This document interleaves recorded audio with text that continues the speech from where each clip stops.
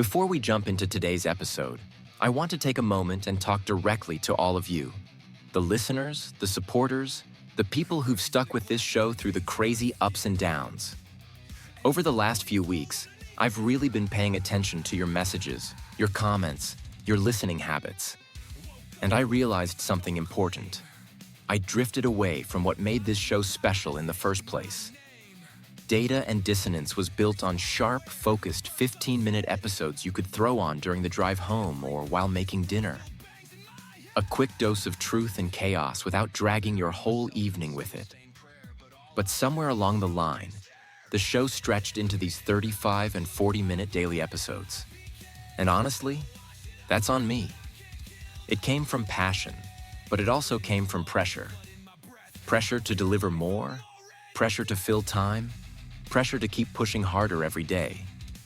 But more isn't always better. And you all made that clear. So we listened. And today, we're officially locking back into the clean, punchy 15-minute daily format with the big 45-minute flagship show every Friday.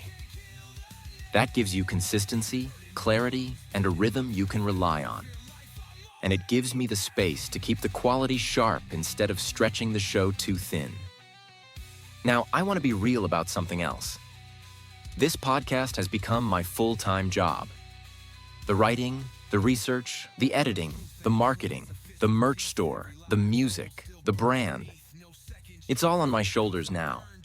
Losing my job back in July hit me harder than I expected, and for a while, I didn't know what direction life was pulling me toward.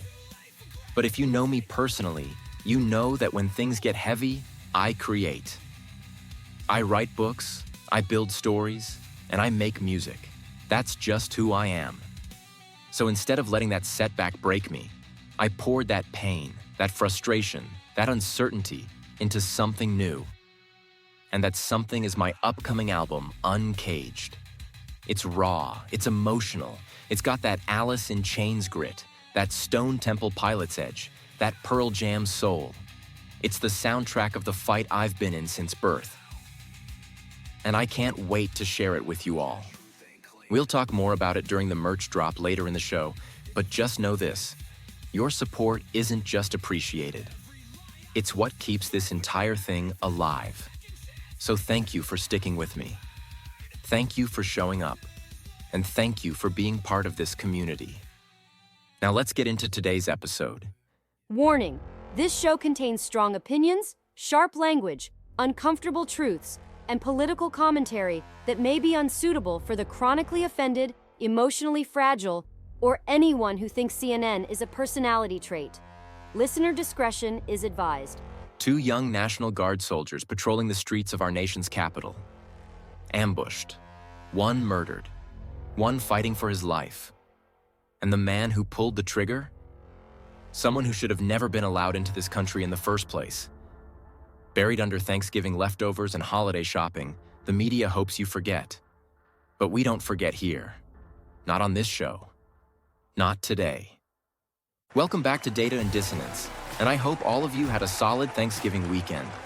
Even though, let's be honest, the country couldn't even make it through the holiday without a gut punch of a headline waiting on the other side. Instead of coming back to leftover turkey and Cyber Monday deals, we're waking up to the news that 2 young National Guard soldiers were ambushed in Washington, D.C. One of them, 20-year-old Sarah Beckstrom, never made it home. And the man who did it? Someone admitted under Biden-era Afghan vetting that was rushed, reckless, politically motivated, and now dumped right into the lap of President Trump to clean up. So today, we're breaking down exactly what that means. The policies behind it, the fallout in D.C., and what this administration is doing now to undo the mess they inherited. Before we dive in, let's bring in the crew. Brian, the man who wakes up in the morning and chooses MAGA. Rachel, our voice of balance, facts, and uncomfortable receipts. Daniel, the guy who sees the invisible threads holding the whole rotten system together. Skylar, our progressive oxygen. We don't always breathe it, but it's there. All right, team, let's get into it. What happened in Washington, D.C. last week wasn't just another tragic headline. It was a direct, predictable outcome of a series of decisions made by the Biden administration that prioritized optics over security. Two young National Guard soldiers, Sarah Beckstrom, only 20 years old, and Andrew Wolfe, just 24, were patrolling near the Farragut West area, doing their duty in what should be one of the most secure cities in the world. And yet they were ambushed by a man who should have never been in this country to begin with.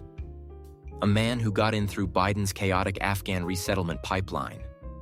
A man who slipped through the cracks not because the system failed, but because the system was intentionally weakened. And now, it's President Trump standing at a podium explaining a disaster he didn't create, but is now expected to clean up. Brian, bring us in here. Why is this story already being buried? Artie, this story is being buried for the same reason every Biden-era failure gets shoved under the media's rug, because it's politically inconvenient for the left to admit they screwed up in a catastrophic, deadly way. This isn't complicated. Biden opened the floodgates during that sloppy, chaotic Afghan withdrawal, bringing tens of thousands of people into the country under the banner of compassion while refusing to do the most basic vetting. They bragged about how fast they were moving people through, as if speed was something to be proud of when national security is involved. And now, a young woman is dead, and a young man might never recover because Biden cared more about a photo op and a press release than about who was actually coming into our communities. And the media wants this gone because it shatters their entire narrative. If this shooter had been even remotely connected to Trump or conservatives, they'd have every anchor wearing black turtlenecks, doing dramatic readings of his Twitter history. But because he came here through Biden's broken process, suddenly it's isolated violence, mental health issues, or random tragedy. They don't want Americans connecting the dots between reckless immigration policies and real-world consequences. And let's be real, they especially don't want to admit that Trump is now the one stuck fixing Biden's incompetence. So of course they're bearing it, because if Americans actually knew how bad the vetting failures were, the entire Democratic Party would be unelectable for the next decade. Brian, you came in with the Monday morning flamethrower set to extra crispy. I hope the fire department is listening because we're going to need a hose by the end of this episode. But you're right. This would be a national week-long funeral procession if the political optics went the other direction. Instead, it's being treated like a footnote. Thanks, Artie. And Brian, as heated as you were, you're not wrong. But let me break down exactly why this happened, because the details matter here. What we're looking at isn't a one-off error or some unfortunate oversight. This is the direct result of a system that the Biden administration deliberately loosened, bypassed, and rushed during the Afghanistan withdrawal. Between August 2021 and January 2023, DHS admitted more than 77,000 Afghan evacuees under humanitarian parole. And according to multiple Inspector General reports, the vast majority did not undergo the normal special immigrant visa vetting that Afghan allies were supposed to go through. In fact, two separate IG audits, one from DHS and one from the Department of Defense, warned that the administration did not have sufficient data to confirm identities, backgrounds, or potential security risks for thousands of evacuees. This shooter should have been caught in those processes. The moment an individual with even potential paramilitary or militia ties pops up, the protocol is supposed to trigger deeper screening. But Biden's State Department and DHS waived those alerts because they were prioritizing speed over accuracy. They were trying to clean up the political disaster of the Afghanistan withdrawal and turn it into a humanitarian feel-good story. The problem is, you can't run a resettlement pipeline like it's a political PR campaign. We now know this attacker had a history that should have set off multiple red flags, including inconsistent documentation, an irregular entry timeline, and background details that intelligence analysts flagged as incomplete. And yet, he was admitted anyway. This isn't hindsight. This isn't speculation. These warnings were in black and white inside official reports before this attack even happened. And Trump's team is now dealing with the fallout, trying to reconstruct an entire vetting system that was dismantled for the sake of political optics. What happened to Sarah Beckstrom and Andrew Wolfe is tragic, but it was also preventable. And preventable tragedies are the most damning kind. Rachel, once again proving that facts hit harder than opinion pieces. I swear you could hand you a napkin and you'd turn it into a full-blown investigative report. Thank you for laying that out because the details matter. And the details expose exactly how big the failure was here. All right, Daniel, your board of red string is glowing. You're up next. Thanks, Artie. And before anyone rolls their eyes, let me say this clearly. You don't need a tinfoil hat to see the pattern here. You just need to pay attention to the details the media conveniently leaves out. Because when you look at this attacker's background, none of this adds up cleanly. We're talking about a man who reportedly had paramilitary training, irregular employment ties, and a history with US-aligned operations in Afghanistan. Yet somehow, despite all of that, the Biden administration's vetting system still greenlit him for entry. And that tells me two things. One, the vetting was rushed and sloppy. Two, someone somewhere didn't want to ask the hard questions. See, people forget that after the Afghanistan withdrawal, the intelligence community was scrambling, and I mean scrambling, to account for people we had worked with, people we lost track of, and people we weren't sure whether we could trust. That chaos created a perfect storm. Thousands of people with murky, incomplete, or contradictory backgrounds were shoved into a pipeline that state and DHS were under political pressure to move quickly. There's no universe where someone with this shooter's background should have made it past even the first level of screening unless someone ignored warnings or buried them. And honestly, that may be exactly what happened. The IG reports Rachel mentioned didn't just highlight systemic failure. They basically implied that certain flags were being waved away to avoid triggering politically embarrassing delays. And here's the part no one wants to say out loud. When someone with this kind of background slips through the cracks, it raises bigger questions about what relationships or oversight failures were involved before they ever set foot on American soil. Because this attacker didn't appear out of nowhere.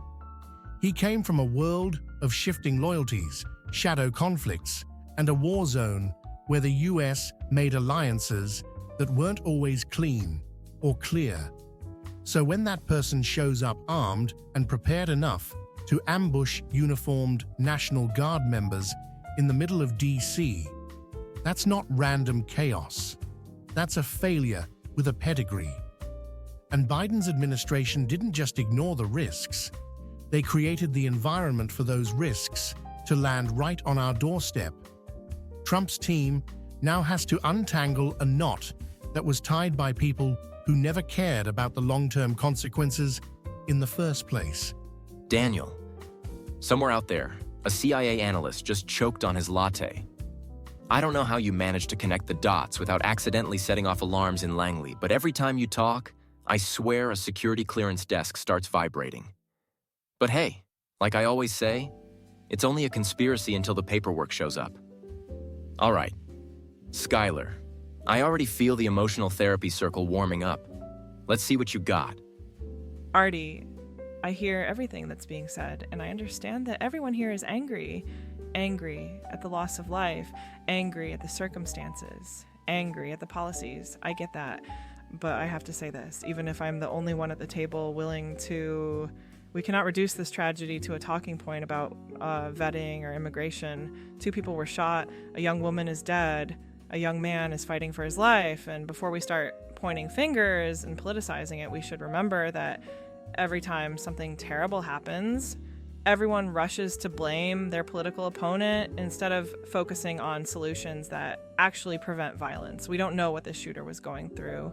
We don't know his mental state. We don't know what traumas he dealt with or what he witnessed overseas or what resources he didn't have access to once he arrived here. And to immediately jump to Biden failed, Trump has to fix it, feels like exactly the kind of reactionary rhetoric that keeps this country divided. And yes, I'm going to say it. We also have to talk about guns.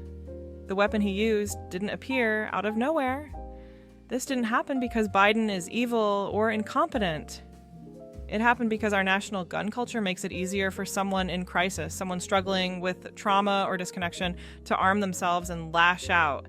This isn't about immigration, it's about mental health, violence, and the kind of social environment we've created where people feel isolated, angry, and desperate. And I know no one here will agree with me, but compassion matters, humanity matters, understanding matters. If we keep responding to tragedy with blame and outrage, then nothing will ever change.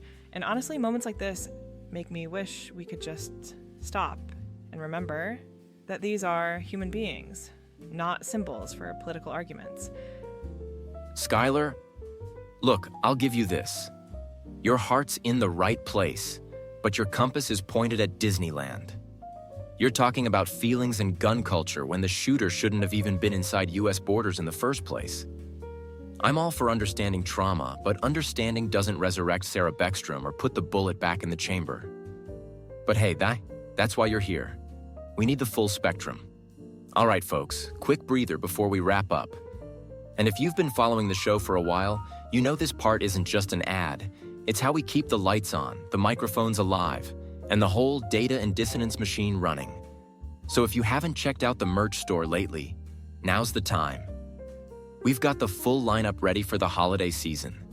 The hoodies, the mugs, the Gen X shirts, the bumper stickers, the tote bags, the brand new patriotic designs, and of course the 3 Data and Dissonance coffee blends. High Lakes Light Roast, Rock Creek Medium, and the bold, punch-you-awake Bitter Root Dark Roast. Every purchase supports the show directly, but I want to shine a spotlight on something personal, something I've been quietly building behind the scenes while navigating this insane year. And that's my upcoming grunge album, Uncaged.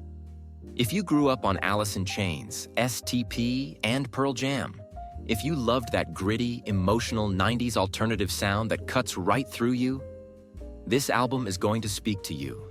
I started writing it years ago after all the shit I went through, and now have the capability and time to do it. Music has always been my pressure valve, the place I pour the stress, the frustration, the exhaustion, and turn it into something real, something raw, something that actually means something. And Uncaged is the most authentic, honest thing I've created in years. Let me close today with something I think we all need to hear. Something beyond the politics, beyond the talking points, beyond the headlines that get drowned out by whatever the next crisis is. What happened to Sarah Beckstrom and Andrew Wolfe wasn't just a policy failure or a bureaucratic oversight or a bad day in Washington.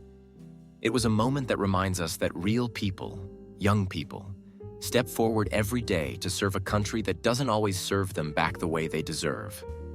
These weren't career politicians. They weren't analysts sitting behind a screen. They weren't activists screaming on TikTok. They were kids. Kids who put on a uniform and said, "I'll stand where others won't." And now one of them is gone forever because the people in power for the last administration chose optics over safety, speed over security, and political points over the lives of the very Americans they swore to protect. And what frustrates me most, what always frustrates me most, is how quickly people shrug things off when the consequences land on somebody else's doorstep.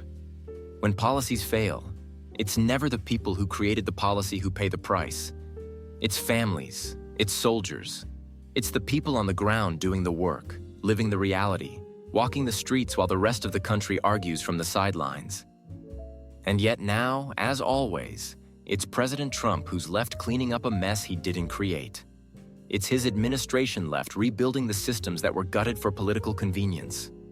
It's his team that has to look into a camera and answer for a tragedy rooted in decisions made long before he walked back into the Oval Office on day one. But here's the thing. Trump doesn't run from this stuff. He doesn't deflect. He doesn't pretend everything was fine the way Biden's people love to do. He confronts it. He takes the broken pieces and starts putting them back together, whether the media admits it or not. And we, as a country, have got to stop normalizing this culture of political amnesia where leaders wreck the House, leave the door hanging off the hinges, and then blame the next guy for the draft. We deserve better than that. Our soldiers deserve better than that. Sarah deserved better than that. So, if you take anything from today, let it be this. We cannot fix this country without acknowledging what broke it. We cannot move forward if we refuse to confront the failures that led us here. And we sure as hell cannot protect the next generation of Sarahs and Andrews by pretending these tragedies are random or unavoidable. They weren't. They aren't. We owe it to them to demand better leadership, better accountability, and a government that remembers its first job is to protect its people, not its political interests. Stay aware. Stay loud. And as always, remember to speak truth. Stir thought. Today's episode is brought to you by the Caleb Rourke thriller series. The Covenant Protocol, The Prophet Directive, and the upcoming Black Echo Rising. If you're into political thrillers, espionage, tactical realism, and edge-of-your-seat storytelling, this series is right up your alley. The first 2 books are live right now on Amazon, Kindle, and every major platform. And Book 3 is coming soon. Dive into the world of Caleb Rourke and support the show at the same time. Links are in the description.